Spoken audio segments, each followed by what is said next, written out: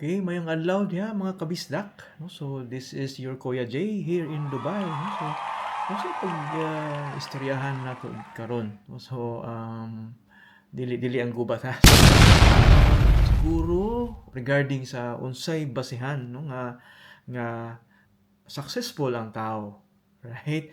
So unsa kay basihan, no? So usually we often confuse, wealth with our appearance daw, no? So kung nindot kag sakyanan, no? Kung na kay designer bag, so na kay dako nga bay, no? So or nindot imong sinina, no? So sapatos or na kay iPhone 17 dato na kuno ka. So but true wealth doesn't need to advertise itself, no? So ang mga tinuod nga dato, di focus on assets, no? So not liabilities, not showy, not appearances, no? So they invest in things na nag-grow, no? Assets na nag-grow. So they invest in knowledge first, then of course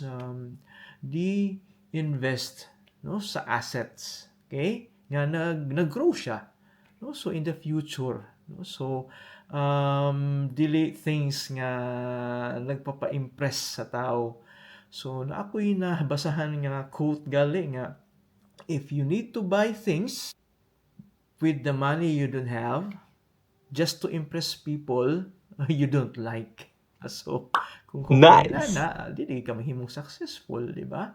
So maybe we thought na ang kailangan para mapatunayan ko nato nga successful ang tao is nakaipakita, no? Pero sa tinuod nga kinabuhi in true life, be humble, no? Silent growth ang pinaka-powerful, pero what kay bawo nga ang imo diyang net worth, no, sa kanang tawhana is dako na di ay, no? So pero hindi siya showy, no? So kay bawo siya, no? Kay bawo siya unsay maayong gamitan sa iyang kwarta. We need to stop measuring success by what you see, no? By what to impress, no? So start measuring by what you own, no? You own asset, you own investment, no, that will grow, no, in the long term.